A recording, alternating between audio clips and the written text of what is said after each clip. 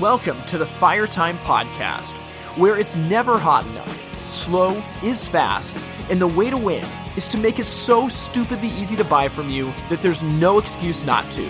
I'm your host, Tim Reed. And as always, I'm so excited to be here today. Thank you for listening to the Fire Time Podcast. Well, everybody who's listening now, I am so excited for this because this episode is the turning point of Season 4. And the way that we structured this season of the podcast was going to be that the first half would have interviews with guests, just like we normally do. But the second half of this season is actually going to turn, and we're going to do a series of 9 episodes with Grant Falco and myself, where we outline the 8 departments of a hearth business, and then have one final episode for questions and answers. So I'm excited for today because this is the last episode of this season where we have a traditional guest. And this is a topic I've thought about for a long time, and I wanted it to be something special, and I think you're really going to enjoy this conversation. So this episode is all about the legacy of Tom Pugh. Now, if that's not a name that's familiar to you, shame on you, because Tom Pugh is someone that changed the course of our industry. And I guarantee that you have been impacted by his legacy, whether you know it or not. Now, Tom Pugh's the person who basically invented the clean face fireplace. He had this idea back in the day for a fireplace with a monster flame that was purposely inefficient and put no heat off into the room. And everybody thought he was crazy, but he kept pushing and pushing and pushing. And eventually that turned into what's now known today as town and country fireplaces, and ultimately the clean face design that changed everything. And Tom was someone that had a deep passion for our industry itself. He came out with a document a number of years ago, probably going 15 years back or more, called The Blueprint for Success. And this was something that would walk dealers step by step through how to run a successful hearth business. And as I've been traveling around, I've actually talked with business owners that are still using the Blueprint for Success today, and they're making great money and they have a successful business because of the framework that it laid out. Now, another thing that Tom did as well was institute the Government Affairs Academy. He believed that our industry needed to have a training ground to teach people how to deal with government both locally and nationally. And this is something you've heard me talk about before, going back to season 1 of the podcast, that I believe this Government Affairs Academy, it is the leadership training program for our industry. And it's a life-changing event that opens up your eyes to the scale at which our industry association, the HPBA, deals with. And it's really thanks to Tom that this academy was instituted. Now, sadly, Tom passed away in 2012, and I actually only met him once. I went to one of his sales seminars and was just blown away a number of years ago. And I feel like with where our industry is now, it would just be very fitting to talk about the legacy of this man who was really able to see further down the road than everybody else. And in thinking about the best way to capture this, I wanted to reach out to Bill Lentz. Bill Lentz worked with Tom for years, and he had perspective into Tom's life that few others did. And I was excited to talk to Bill about this and actually just lay my cards on the table. We're going to do a follow-up conversation with Bill because I'm not joking. He is one of the best sales minds out there for our industry. He's like the Phil Jackson of fireplaces. You're going to know what I mean as we get into this conversation, but his approach to sales is out of this world. And so in this conversation, we're going to talk about the legacy of Tom Pugh, but we are going to do a future episode where we dive deep into the art of sales. So as you listen to this conversation, what I want you to be thinking about is this. Tom was someone who wasn't afraid to take a risk. He saw what had to be done, and he did it. Even in the face of opposition, even when people thought he was crazy, he knew it was important, and he went after it. I'd imagine for everyone listening now that's in the midst of the COVID disruption, those words mean something. And my hope is that this conversation gives you the confidence and the inspiration to do what needs to be done as you forge a new path forward. So with that in mind, we're going to jump into the conversation, and as always, we'll circle back at the end and talk about it. Joining me from Brookings, Oregon is Bill Lentz. Now, Bill's someone that's worked for years in our industry. He was a sales manager at FPI. He worked with Regency, ICC, and most importantly, I want to talk to him about when he worked at Lloyd F. Pugh and Associates. Bill, how you doing today? Doing great. I'm really looking forward to talking about our mutual friend, Tom. Yeah, I'm excited for this, and I know that I'm pulling you out of retirement for this interview, and so I appreciate you being here. You know, funny thing, you say retirement, and everyone has their own individual idea of what that is. It really just is a word that says something has changed, and I'm no longer working for money anymore. But you're not pulling me out of anything. This is a real treat for me.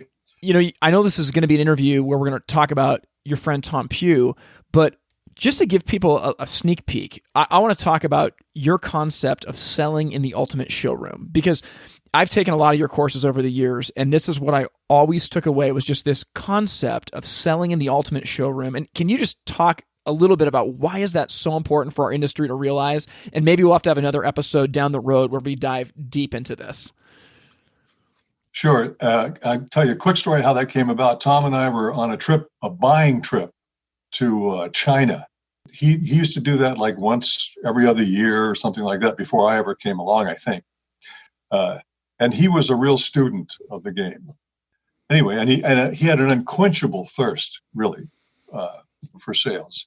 On that trip, he heard back from Richard Wright, who, unbeknownst to me, he had talked to about me writing a series of articles on sales. And he said, okay, Richards, go with this. He just needs like 4 or 5 titles from you of articles. And, again, out of the blue. So I remember on an airplane napkin writing down, closing the sale and selling in the ultimate showroom. That idea came about because I think I saw that the folks around me were focusing a little bit on the wrong thing, that they're making their job harder by focusing on trying to make the physical space and the physical products sell, and not realizing that the physical products and the space they're displayed in are there to evoke an emotion, a feeling in a customer. They're not buying products, they're buying experiences from you. Yeah. And so if you're going to tap in to what it is they're doing and what your role is in encouraging that, then you better get to know what goes on inside your customer's mind. And so, of course, the little trick is that when you ask a retailer, where do you make most of your sales? The smart guy will say, well, we do home visits, and it's much easier to close a sale in the home. And you go like, okay, why do you think that is? And I don't know. You think maybe perhaps it has something to do with the customer's state of mind when they're sitting in their home? Is that possible? Anyway. Literally this morning, I had a call with a dealer on the East Coast, and I said, you have to start selling in the home. You have to. It is a gold mine. Well, it's just like selling to a guy, you need to have a burning display in your showroom. And they go, they're all lined up here. That's nice. I said, yeah, if you were really about 2 or 3 times better than you are, or more skillful, I should say, not better, you're wonderful, but if you were more skillful in sales, okay. But what do you think lighting that thing off does? I mean, it evokes an experience for a person. So they get it. It isn't, again, the metal or the thickness of glass, but they get to experience it directly. Okay, so you're trying to give people these direct experiences, immersive experiences, as they say these days. So anyway, that's how that came about. And in order to go into the mind, we sort of used some amateur psychology. I minored in that and stuff like that, but just understanding people's motivations, the hierarchy of needs. We used Maslow's hierarchy of needs because it was a nice, easy sort of scheme that you could understand: security, being the basic need people are trying to satisfy up into self-actualization. Self-actualization, yeah. And you're selling at all these different levels, and you can, right? You can enhance any of those levels. You can translate, is what I would say, translate a product or a service into something that evokes a positive response in any of those things. For instance, it's simple on safety or security, I should say. All the products in the hearth industry are made with safety features, right? And those safety features, when they're brought out, they're not just a feature. Those help ensure the security of a person's family, their well-being, their home, the number one possession. So, of course, that's an important thing to bring up if, in fact, there's a family involved or a really beautiful home or something like that. So, and those can be done quite quickly and easily with someone, but you have an idea why you're talking about a certain feature because it's covering that base, of security or something like that. So anyway, we ended up, I just decided that we'd make it desire and fear as if they're offsetting dynamics in a person's mind. And they are. You could say resistance in any form is based on fear. Yep. So if you understand fear, you can come up close to it, make friends with it, and feel comfortable around fear. When it happens in your presence in a showroom, which it does with every salesperson, it won't trigger your fear. Yeah. Ordinarily, if you don't know what you're doing, if somebody's afraid, you'll be afraid. Yep. And if you're afraid, of course, as a salesman, the customer will pick that up and be afraid too, and be wary of anything you say or what you're doing. So anyway, we emphasized fear and desire, and how you could work with fear to let customers be more and more at ease with it, and to see through it or see beyond it, and how you can enhance desire and keep building that around a product or a service that you're selling. So that's how that whole thing started, selling in the ultimate showroom. Yeah, it's a powerful concept. The idea that when your customers are coming in, I love how you say it, that you're selling them an experience. People buy emotionally. They do. They justify it logically, but people buy emotionally. And there's nothing deceitful about that. There's nothing wrong with that. We want to feel a certain way. And the beauty is our products can make people feel a certain way, and they make their lives better. But what we do is we default to BTUs and vertical termination and 2-inch clearance to combustible and these stupid things that make us sound smart because we're nervous and insecure about actually connecting with our prospects. Well, this is wonderful for me to hear, of course, because, probably 15 years ago, I didn't hear anybody saying that to me. People would come up to me and go like, "Hey, I read your article. I like that transfer of ownership thing," like that, getting those concepts. Well, Bill, it's awesome to hear that. And I want to transition because the theme of this podcast today is to talk about Tom Pugh, who's someone that you worked very closely with. Now, Tom was a legend in our industry, and I actually only got to see him in person one time, but the ideas that he had have impacted thousands. And whether you know it or not, if you're listening to this podcast, you have been shaped by the legacy of Tom Pugh in this industry. Can you talk a little bit about what it was like working with him? I think in one word, it was fun and challenging for sure.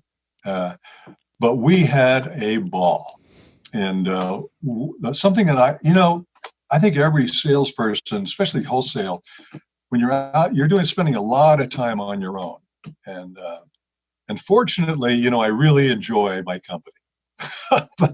but after a while, if you can collaborate with someone who can appreciate what you're with an equal.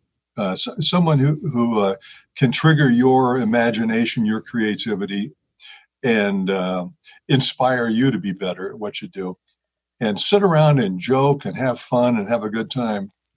I mean, that is, to me, everything.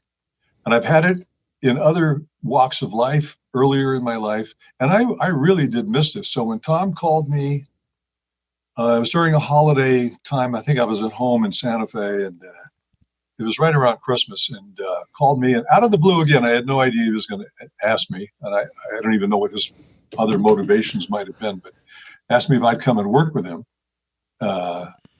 And I was currently a sales manager, regional manager there with Regency, and working in the Rocky Mountain time zone. I just felt like I really, really want to make this work. And so my wife and I flew up and met with he and Wendy, his wife, and you talk about being bedazzled. I mean, being courted. I've never seen the like. But the main thing I really wanted to do was, I didn't even know what he did, to tell you the honest truth, in terms of day-to-day work. If you're used to being a wholesale sales rep, you're trying to get new dealers, generate new business. Yeah. First thing out of Tom's mouth was, we don't want any new dealers. The factory's working at capacity. And so what exactly are we going to do? Maybe I should go back a little bit and just tell you how I met. Back, I told you I was in a retail store initially in Albuquerque, New Mexico. And he came in with Lloyd, his dad, to sell probably heatilator or maybe it was a security chimney. I can't remember at the time. But he came in and I don't remember specifically what he said, but it was highly offensive and very judgmental about the environment or something. He probably was right on the money, but he was just kind of an a-hole, basically. Yeah. And Lloyd, of course, much smoother, much easier to talk to. And I remember asking Lloyd not to bring him back, please. So we fast forward now about 4 or 5 years, and I'm now up at the Firebird Distributing Company. So I'm the manager of the distributing company, and we're a security distributor for New Mexico and Colorado. And Tom has been never coming to see me, but he goes to see the owner of the company and the retail sales manager over at the retail store a couple miles away from where I am, and talk them into wanting to switch chimneys to ICC. But since I wasn't going to go along with it, couldn't do it because the wholesale business was much bigger than that retail store. And he started coming over to talk to me, and I rebuffed it. And I think it went on another year or longer while he continued, which is amazing because he knew I didn't particularly care for him. And he kept coming back until I don't even remember I think I got annoyed with some activity that the other company had performed. So I was looking then to switch. And so we did make the switch. And that's when Tom and I started riding together in the car. That's where I got to know him. I got to know the guy behind the exterior. And there's a soft, chewy center to that chocolate. It was just a real softy, full of love and compassion for people, and so much fun. And we would tickle each other. You couldn't believe, how much laughter in that car. Just cracking up over and over. It was so much fun. And this might be a good time for me to share with you a poem that is sort of sad in one sense, because I wrote this on his 60th birthday for a huge party he held, and he flew in people from all over ICC in Canada and the United States, and he took over a restaurant, and we had this big he had this big soiree. I was just another invited guest, but I wrote a poem for him on his birthday, and made him stand up with me in front of everybody while I read it to him, which of course is not fun for Tom. Yeah, I want to hear this. The title of the poem is "A Life Well Lived," as if it was past tense, and there was no indication that he was going to be passing away, but he did in that year. But it was just an expression that I wanted to talk about the way he went about living his life, which was an example to us all. And it goes like this. Some will say it's all about toys when it comes to separating men from boys. Others point to plaques and citations as reason enough for glorification. Our Thomas ranks high on these measures, no doubt. But they're not the stuff this poem's about. Beneath all the brashness, the toughness, and daring, there's a generous heart full of kindness and caring. Stop denying it, Tom. Just roll with the punches and maybe cut back a bit on those lunches. Every moment of life is a morsel to savor, and while you're enjoying it, do us a favor. Stay in our lives as a leader and friend, and keep going strong right up to the end. We love and appreciate all that you are. Thanks. Happy birthday. Now where's the bar? And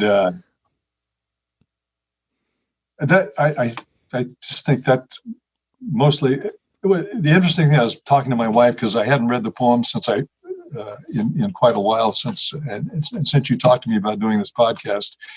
I dug this up and she was there with me, and so many of his friends who've knew him much longer than I did came up to me afterwards, or emailed me or whatever, called me later to tell me how reflective the poem was of their feelings for Tom.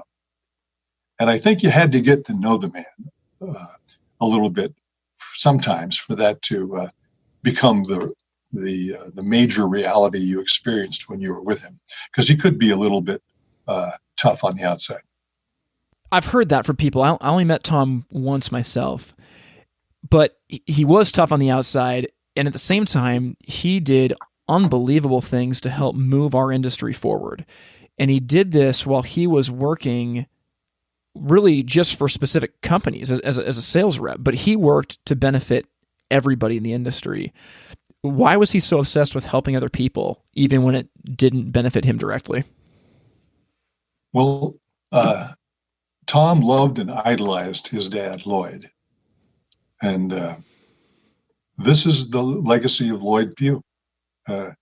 Lloyd taught him that anytime you're given great gifts by an industry, it's your responsibility to repay the industry. And I didn't know that till I came to work there with him, that was his motivation. But his ties with his family were amazing. I mean, Lloyd was being audited one year by the IRS. And a guy actually came over to his office, which was in the house, and was questioning Lloyd's including a restroom in the home office. And Lloyd said, "Well, it's obvious. It's right here off the office. It's the bathroom. Why wouldn't that square footage be counted in to the office space?" And the big argument, the guy finally just said no. He's disallowing that space from the home office deduction. And they finished up the audit, and the guy, before he left, asked if he could use the restroom. And Lloyd said, "I'm sorry, we don't have any public restrooms. We only have private ones here. I'm sorry." So very, you don't want to take any guff off of anyone, really. Yeah. And very competitive. Well, and with that, Tom was controversial, right? Yeah, well, I mentioned my first meeting with him. Yeah. And I think if you look up something like Bull in a China Shop, I believe there's a picture of Tom in the dictionary. I mean, he could disrupt any situation. And I think sometimes he did that knowingly. And I think many times, though, he didn't have any idea he was doing it, at least early on, especially. Yeah. He came out of the district attorney's office in Seattle, and he was a prosecuting attorney that worked for the DA. And so I think he was used to being very, abrupt and clear-cut about his arguments about things. And it was never a negotiation. It was more like a courtroom drama. Yeah. So his early sales presentations were a little bit, probably sounded a little bit more like you were on trial more than you were a customer. Well, I think as I think about Tom, he had really serious vision. I mean, he basically invented the clean face fireplace, and he did it at a time when no one in our industry was moving that direction. And I think what happens a lot is there's many companies in our industry that are driving out of the rearview mirror. They want to come out with a new feature, so they do some research to see, hey, what other competitors are doing this? Does it seem like it's catching on with customers? And so, hey, we're going to add it too, and that's their marketing strategy for the year. And R&D. Yeah, that's right. And to me, there's a Henry Ford quote I want to share that I think Tom really understood. So Henry Ford said, if I'd asked people what they wanted, they would have said faster horses. How do you think Tom was able to stick with the vision that he knew was right in the midst of the industry not believing it? Well, on one of those rides with me when we were, selling an ICC chimney together in Colorado, Tom turns to me in the car. I'm driving. He goes, "I just want to get your opinion on this, Bill. What do you think of a fireplace with a great big fire, lots and lots of BTUs, and then direct vent it and try to exhaust as much of the heat out as you can of the back? What do you think of that?" And I remember saying, I think could be the stupidest thing I've ever heard. and that is why, of course, I tell people that's why I ended up working for the man, because I couldn't see it. And Tom had that ability to see around the corner. Yeah. To look into the future and see. I think that's such a specific, rare kind of ability for people to have. And you can't even force it. But if you do see something up around the bend, so to speak, and like you say, refuse to let go of the idea. He pitched that concept to a lot more than Pacific Energy, who ended up making it. Yeah. But so he went through several very large manufacturers who probably responded like I did, who felt like there's no way. And, the industry we grew up in is one that sells efficiency and sells price. Yep. And this product had neither one of those. I mean, it was going to be the most expensive fireplace with the biggest fire and the lowest efficiency possible, because otherwise that big fire would cook anybody out of it. And it still does anyway. Yeah.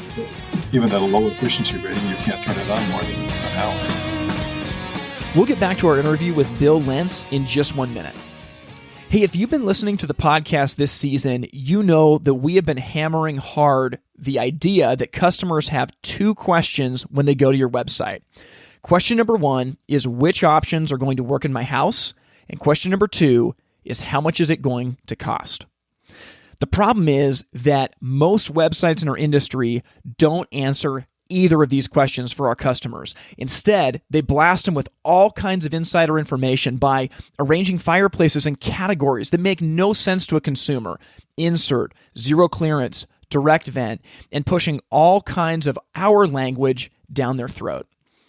The way that I would think about this would be, imagine that you were going to go buy a dishwasher, and you don't buy dishwashers very often, so you pull up a manufacturer's website, but all the dishwashers look the same, and you have no idea which ones will actually work in your space. Not only that, but there's no pricing available. If you're on a website needing a dishwasher, and it doesn't tell you which ones will work for you, and there's no pricing, are you going to stick around? The answer is obviously no. And this happens to companies in our industry all the time. Well, if you want to take control of your website, answer those questions for your customers, generate leads, and start making more sales, you need to go to Wi-Fire.com. Wi-Fire is a sales system that connects with your customer to show them the options that will work for them and provide instant estimate ranges that are customized for their project. Not only that, it's got all kinds of automated email marketing follow-up to nurture the customer to the point of a sale and connect them with your business when they're ready to buy. If you want to give customers the digital experience they're looking for, then you need to go to Wi-Fire.com. That's WHYFIRE.com. Well, there's such an advantage there compared to driving with your rearview mirror. You know, when you're basing your R&D off of what the rest of the industry's done, you've just commoditized yourself, and price becomes the lowest common denominator. What Tom did is he went after a blue ocean where there was nothing yet. And yeah, the space is crowded now, and as you get those ideas, competition comes, but there is such a first mover's advantage that you have. It's uncomparable. Well, when you take my bias that I described to you, and you multiply that by let's say 85% of the industry. I'm sure there are other people that's caught on to the idea right away. Some really sharp cookies, or smart cookies, as Tom would say. Just think of the amount of work and effort and resolve that is behind a man who not only got this product produced, but now has to go out and change the minds of an industry and do it pretty much single-handedly. Yeah. I mean, pretty amazing. And then we loved, I think one of the things that he liked about having me around to support him was we could come up with all kinds of, now that we understood the process, rationale for why this would work and why it's based on sound selling principles, and it's not just some kind of a fluke thing. And as you say, it's now, it's just almost commonplace in the industry. I mean, it's become something every company has to produce and make. I don't know if they all understand the same concept, but anyway, the idea in all its many forms, you could say, is a legacy to Tom. Oh, it is. And he took that tenacity that he had for this new product and also applied it at government affairs. I mean, at the organization of our industry. Can you talk about that? Well, it's just like you and I talk about sales and the need for some depth of understanding for people to help them really move on and to progress in sales. I think he saw that the ability to promote or to persuade people on a larger sort of media type audience just wasn't very present in the industry. There weren't many people who understood that or knew how to do it, and most of us were afraid to do it or timid and knew we would screw it up and all that. So knowing that, I think the article to kick it off was "All Politics Are Local." He wrote that in Hearth and Home, and then he went around and talked about it quite a bit, and then got the idea of of a training facility like sales training, only media training and congressional, working with your representatives and that sort of thing. And again, the amount of energy and persuasiveness necessary to set up something like that is kind of an expensive proposition, and not that many people can go through it at one time. But he got that through, and I think if you talk to the graduates of the Tom Pugh Academy, I think they'll tell you to a person that it was extremely valuable. It's life-changing. It's life-changing. I mean, I went to it. Did you take the course? I did. Yeah, I took it last July. And, wow. and it was life-changing. We've had Rachel Feinstein on the podcast to talk about it, and the media training, being able to clearly think through what it is you're trying to communicate, not being thrown off track, understanding how government works. It's incredible. And it's amazing that he was the architect of that. And now you get to see how your local politicians use those concepts when they talk to the media. Yeah. Well, I think it's interesting. You talked about what he learned from his dad, that Lloyd talked to Tom about paying back the industry that gave him so much. And I was actually looking through, when Tom passed away, there were multiple summaries of his life that were written and put out in Hearth and Home magazine. And it's clear that while he was paying back the industry that had given him so much, the industry was trying to pay him homage as well. And I wanted to see if I could read these summaries and have you just respond or comment on them. Sure. Okay. So this first one is from Richard Wright with Hearth and Home magazine. He says, "The word workaholic seems pathetically weak in reference to Tom. He thrived on work, exulted in it, and was damn good at it. No matter what task he was undertaking, listening to Tom engage on an issue or plan some campaign was like watching a burst of energy." Yeah, it's true. A poignant comment that Wendy made to me, his wife, while he was still alive, was that she had come to accept that she was not his primary relationship. and that work was. And I know that she tried to make him create more balance in his life, or to get him to, or seduce him into more balance. And I think he just is one of those folks, and I don't know, why we could get compulsive about things, but I was thinking about this, these times of where we're all sort of holed up here with the virus, and where we're sheltering in place. I don't know that he could have done this. Yeah.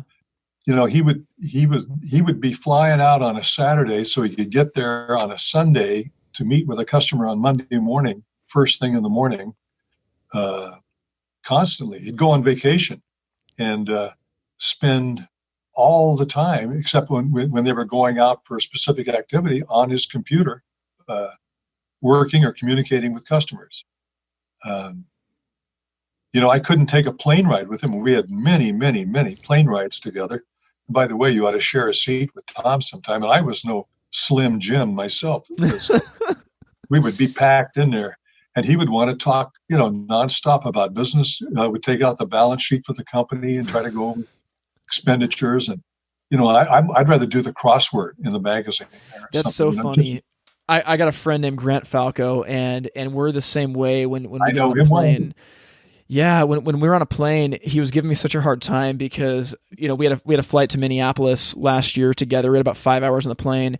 The second that we took off, we whipped out the notebook, and we were still flying when the plane touched down. And it ultimately turned into this thing called the Fire Time Network that we launched about 2 months ago. But I love working on planes; it's amazing. There you go. Well, so, and on this same subject, we had a little difference of opinion on this. It wasn't a big deal, but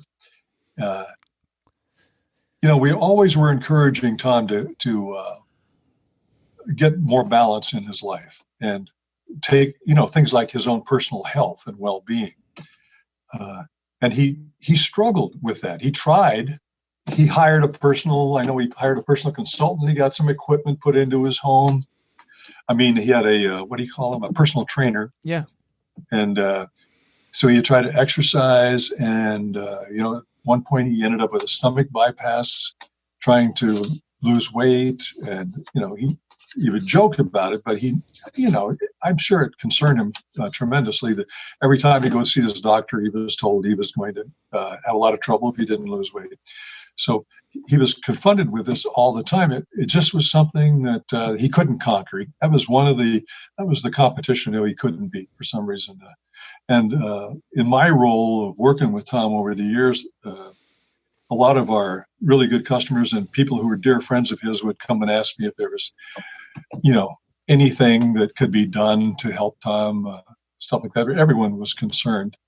And so it was sort of like shocking on one level, and no surprise when his body did just give out. Yeah.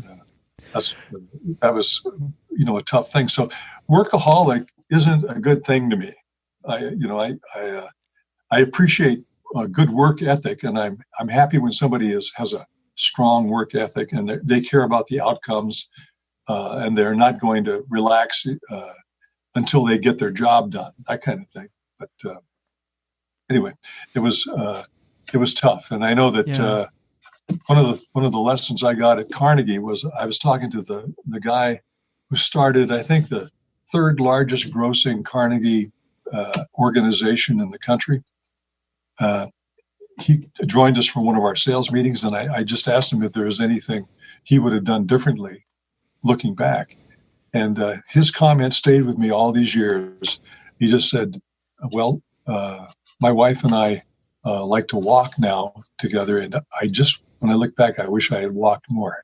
And I thought, it's just such a hard lesson to get, I think, sometimes, that you're not falling behind if you take care of yourself and your relationships. And anyway. So. Bill, that's really good. I want to read you one here that was from Ray Bonner with ICC. Yeah, he said, he was a fierce competitor. Now, there's an understatement. We had many, many successful and fun, well, maybe not for the other guys, advertising and promotional campaigns over the years. Working on promotions with Tom often boiled down to a negotiation about just how far we could or should go. He was a hard man to hold back. Oh yeah, we've talked a lot about his competitive nature, and something this brings up for me that most people wouldn't know. I think his brother Tom, who's there in the Seattle area, has his own business, was telling me that I think it was him, told me that Tom was an outstanding athlete when he was a younger man. Because I always knew him basically in the body he had, you know, and he wasn't all that athletic. I know he'd like to play golf about once a year, and I'd like to play like once a day. Yeah. But in true Tom Pugh style, he went down to Hawaii with some customers and his wife, and played a round of golf and got a hole in one. Yeah, I mean, I don't know. I understand it wasn't pretty, but it went in the hole, so who cares? Wow. Okay, I want to read you one more here. This is from Jack Goldman. A reminiscence would not be complete without mentioning another side of Tom. He was no stranger to controversy. In fact, Tom often sought it out. For one thing, it was his way of getting people's attention on issues that were not, in his opinion, being adequately faced. It was also due to his legal training, in which the truth comes out after hearing advocates for each side do battle with their ideas. Well, I think that, again, is something that's so rare in my experience, trying to think of, if it's just a small handful of people who will have that willingness when there's a lot at stake to go in and confront a situation because it's the right thing to do, not because you're going to get, like, he doesn't get any extra money for doing that, or and he certainly doesn't improve his popularity. It's not a political thing. It's just, he's just willing to go and do the right thing. Again, such a rare quality in a human being. Yeah, I think there's something to that too. I think when ideas do battle with each other, the truth or the ultimate best idea comes out. In my background, I'm an athlete. I'm a musician, and I think back to writing a song. And when you bring a song to a band, it's a bloodbath. There's nothing held back. If an idea sucks, you're told that it sucks. And you have two choices. You can either get your ego wrapped up in it and get your feelings hurt and take your ball and go home, or you can humble yourself and think, yeah, like, this does kind of suck, but you know what? Part of it is good, and we can take that part and combine it. And I think that through that testing, that's where the beauty is. And I really appreciate Jack Goldman saying that, because I think that sometimes people can be given a bad rap as being too controversial, too provocative, too challenging, when the heart behind it is, we want the best, and the only way to get the best is to forge it through the fires of conflict.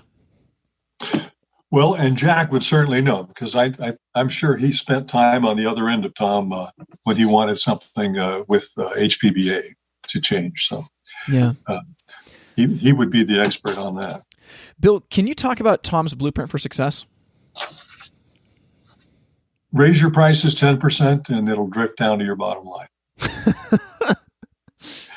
It's so funny, because, again, a great opus and such an industry,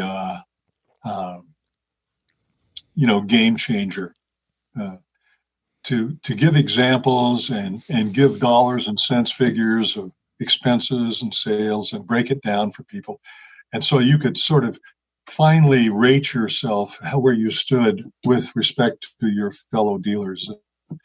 It's totally unique. And well, I don't even know how you can write something that long. Yeah. And to me, I thought it was wonderful. I've read it a couple of times. I think the MBA course that he teaches in there, I don't know how easy that is to absorb, but I just know how many people come away from that. I mean, to the person, feeling like, this is the greatest thing. Can you please update it now? Whatever we are, 15 years later and stuff like that. What a gift. That's all I can say. And when people ask me, can you give me the short version of that? I say, yes, I think if you stop believing that price is the only thing that's working here to sell your goods, and if you stop discounting and go ahead and just bump everything up 10% right now and sell it at that price, you'll find that you won't lose that in volume as you might think you would. You'll find that your bottom line improves. So That's the short course. Oh, that's so good. And I have two funny stories about that. I'll talk about the price one first. So, number of years ago, I'm working for a retailer, and we negotiated a special net price from a manufacturer on a gas insert. We called it our manager's special. Unit, vent pipe, and installation, $21.98, and we made a good margin on that, which is crazy. $21.98 unit, vent pipe, and install, and that was it. The problem was, back when I was in retail, it was $1,000. Oh yeah, there you go. That's how old I am. The problem was our next insert up was about $4,000. So if you don't want the manager's special, this customer's got to fork out an additional $2,000 for something that's very similar. Yeah. It destroyed the value of our other products. So we made a decision where we went away from the manager's special. We took that same unit. I don't even know if we changed the special net. We're still buying it at the screaming price, but we raised the price of it to over $4,200, and we sold just as many. There you go. I know, isn't it remarkable? And I just know so many people, unfortunately, friends of mine over the years that went out of business because they just didn't believe that. And their mind told them something else. Yeah. So one of the best compliments I've ever received was actually at this year's trade shows in New Orleans. And I was having drinks with a dealer from Arizona, and we were just talking about the industry. And he was a big fan of the podcast. And he was just saying, hey, thank you for doing this podcast. He said, ever since Tom Pugh, there's been nothing like this. And he goes, the blueprint for success is how I built my business. I bought my own property. I pay myself rent, and I followed the blueprint for success, and it's not rocket science. You can do it. You can make good money. And he thanked me for the podcast, and that was great. But this is 10, 15 years later, and the blueprint for success is still paying off. And this reminds me, I want to compliment you too, because when you introduced yourself and told me what you were doing, I mentioned to you that when Tom and I were working together, I actually wanted him to do a podcast and a regular thing like this for people to hear. And we were just both too technically inept to make it happen. I mean, it just, what might be easy to you, like falling off a log, is insurmountable to people who just don't understand the technology. So I want to just really congratulate you as well. I think it's a gift, such a gift. And when it comes to giving back to the industry, I think you see that not only do you get the satisfaction of being of benefit to others, but it also, you can't do it selfishly, but it still derives back to you in terms of dollars and cents. I mean, it gives you credibility. It enhances your relationships. It makes selling simpler. You have an immediate introduction to people. They already know who you are, and they've heard you before, and they already you've won half the trust battle, that sort of thing. So kudos to you too. I think it's remarkable, and I couldn't be happier than to do my part. Oh, thanks, Bill.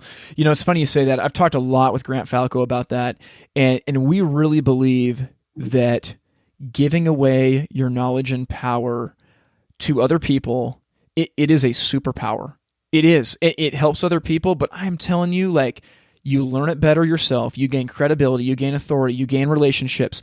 It actually shows power. People that are so tight-fisted, they're weak. They're weak. They're afraid, and giving your power away, that's how you win. Amen, brother. I want to ask you in closing. So you and Tom worked together for a long time. You knew him way better than most people do. What's the legacy of Tom that our industry should understand and embody?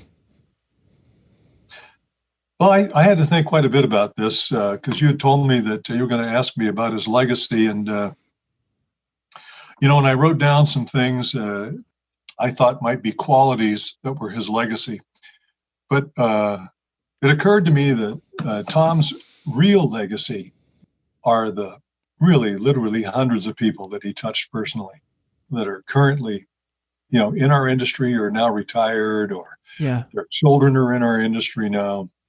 And I can't think of a greater legacy than the people that were a part of his life and that were touched by him, and whether in his professional role or just, there's so many people who just met him at a barbecue and had a side conversation and were telling me that it was like they were the most important person he'd ever talked to or something. They just felt like he gave them his full attention, and it didn't have to do anything with business at all. But I think that's his legacy, and it will survive all of us.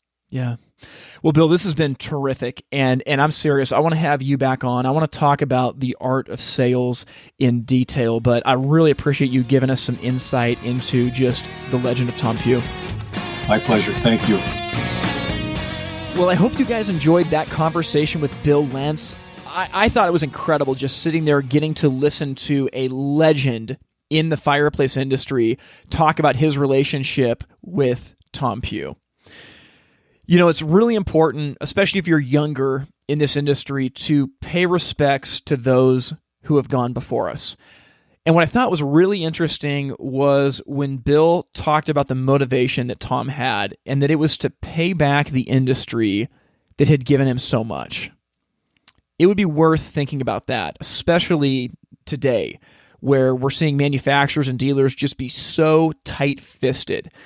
The truth is that there's an industry that's bigger than all of us, and in a high tide, all ships rise.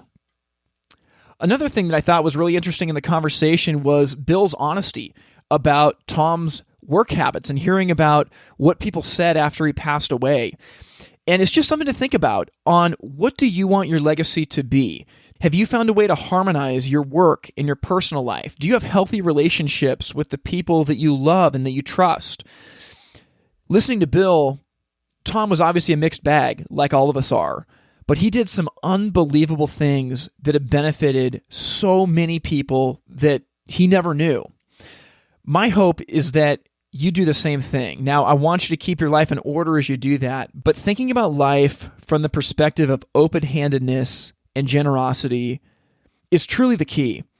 And me and Bill are actually going to get into this more in our next conversation on sales, but that's actually the key to being an amazing salesperson.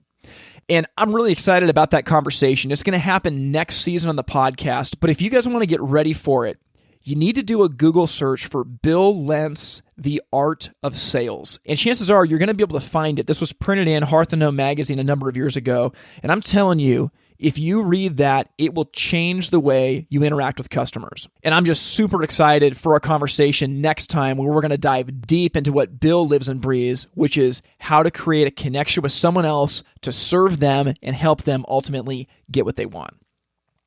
Now, before we wrap up here, just to clue you guys in, like I mentioned at the beginning of this episode, the second half of this season is going to be different, where we're not going to have traditional guests on. Instead, every single week, it's going to be me and Grant Falco diving into the 8 departments of a hearth business. And then the last episode of the season is going to be a Q&A episode. So as we go through this, if you have questions, please email them to tim@itsfiretime.com. That's tim@itsfiretime.com. Now, I'll give a teaser on the 8 departments. Here they are: leadership, sales, installation, service, grounds and warehouse, support staff, showroom, and marketing. We are going to do a deep dive on every single one of these, and I'm telling you, you do not want to miss these episodes. Now, if this podcast is something that's been a blessing for you, you can support it financially by going to patreon.com/itsfiretime. That's patreon.com/itsfiretime. As the podcast is growing and growing, we are laser focused on delivering the best content possible. And in order to do that, we have to outsource some of the administrative work that it takes to run this thing. So your financial support helps us do that, and we are grateful for every penny.